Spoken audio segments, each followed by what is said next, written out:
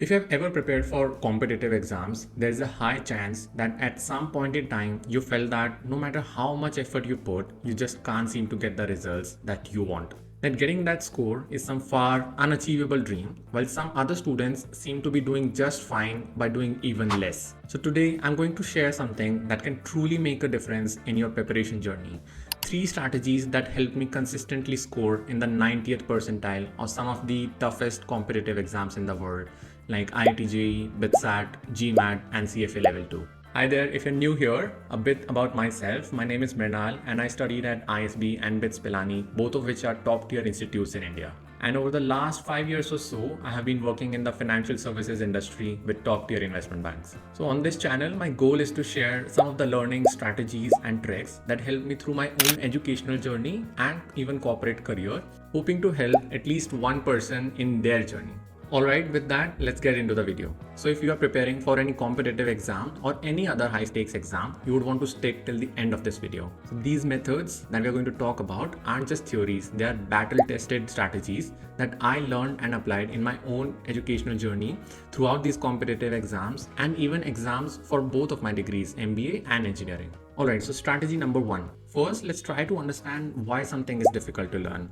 I'll try to explain this using a video game analogy. When you start playing a game, you begin by learning how to use the basic tools and powers that your character has. You start by fighting basic enemies and build your character from up there as you get better skills and tools to fight them. Imagine if you had to fight the final boss right at the start, you would be instantly killed, no matter how many times you try or how hard. Similarly, while studying, if you try to get to a concept all at once, you're bound to feel overwhelmed. And you're bound to end up feeling that this concept is too hard to understand or you just don't have what it takes to get to it. Instead, what you should try to do is break it down into multiple smaller concepts, try to understand some of them, and then put all of these blocks on top of each other to build an overall strong understanding of the entire concept. Look, regardless of what many people will tell you, acing and cracking an exam is not just about putting in the long hours.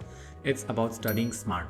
What I mean by that is making small and strategic decisions about the way you study. For example, making conscious choices about which lowest hanging fruit to pick first, which concept to understand first, and which time of the day to study so that you feel most focused. There is actually a quote by Mark Twain that might help you relate more to this topic. If it is your job to eat a frog, it is best to do it first thing in the morning. And if it is your job to eat 2 frogs, it is best to eat the biggest one first. Now, I'll give you some specific examples of how I used to structure my own study sessions. I often use the strategy popularly known as the Pomodoro technique. It's really simple. You study for 25 minutes and then you take a 5-minute study break.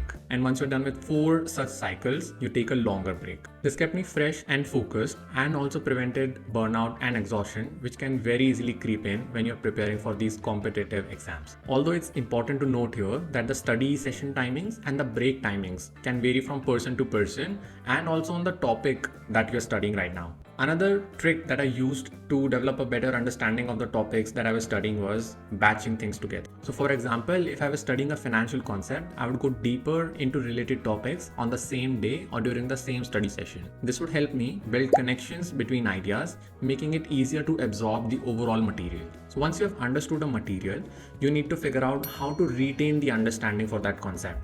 And that brings us to strategy number 2. So this strategy is actually a combination of 2 techniques that go hand in hand: active recall and spaced repetition. And trust me, if you aren't using these techniques, you're putting yourself at a serious disadvantage. Active recall is all about forcing your brain to actively retrieving information rather than just going through it over again and rereading the material. So once you have built the understanding of a certain concept, instead of rereading the material or your notes, you try to actively test yourself on the material. Now I'm focusing so much on this because this is a very common habit built in students, where they feel that going over the material and rereading your notebooks or your textbooks is going to help you in some way, while in fact this is a highly inefficient and ineffective exercise. So to practice active recall, for example, if you're trying to learn a certain formula, instead of rereading it from the book, you close that book and try to ask yourself, what that formula was. It's like doing mini exams daily. It strengthens your memory and ensures that whatever you are learning actually sticks. Now combine that with spaced repetition and you have got yourself a combo that will help you retain what you have understood in the most efficient way possible. The idea here is simple. Actively recall material and at increasingly spaced intervals. So before going into the tools to implement these strategies, let me bring you the science behind these ideas. Research in neuroscience has suggested that active recall strengthens the neural networks in your brain. So every time you actively retrieve information from your brain, you engage in something called as effortful retrieval, which reinforces these neural pathways that your brain has created, making it easier to recall that information in the future. On the other hand, spaced repetition leverages something known as the forgetting curve. This curve illustrates how quickly we forget information if we aren't reviewing it. It actually suggests that within days, if certain information isn't reviewed, our brain is completely going to forget it.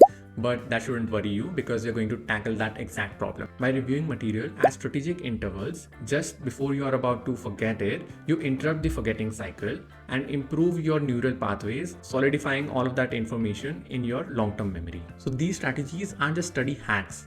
They are backed by science and they actually rewire your brain for better retention. Now to implement these methods, what you need is a flashcard app. Now they are easily available across devices like your laptop and your mobile phone for free or for some minimal chargeable fee. So I specifically use an app known as Anki, which is a flashcard app. And once you have created flashcards with your most important material, it will tell you at what interval you should revise those flashcards and push you to actively recall that material, improving your neural pathways. So the key takeaway here is active recall plus spaced repetition is an unbeatable combo that can help you learn any sort of material. Alright, with that, we enter into strategy number 3. Practice and mock exams. Now this one is a well-known strategy and anyone would tell you that if you're looking to score in the top percentiles, it's an absolute non-negotiable. See, the problem that arises here is a lot of students focus too much time on just understanding the concepts and way too less time than actually practicing questions. Practicing questions is like hitting two birds with one stone. Why I say that is because to solve a question, you need to understand the concept. And if you get into solving a question and you try to figure out the concept alongside, you get into a learn as you go mode.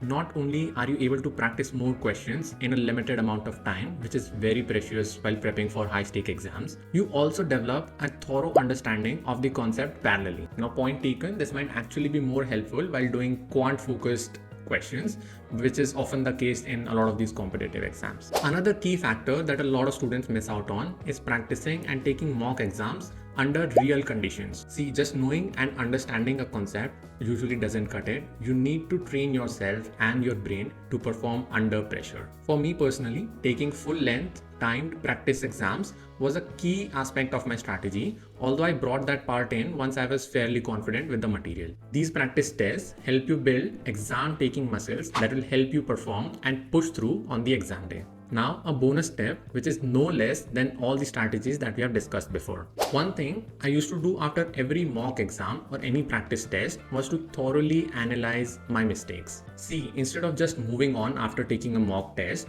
deep dive into all the mistakes that you have made, understand why you got a certain question wrong, and then go back to the concept until you have mastered it.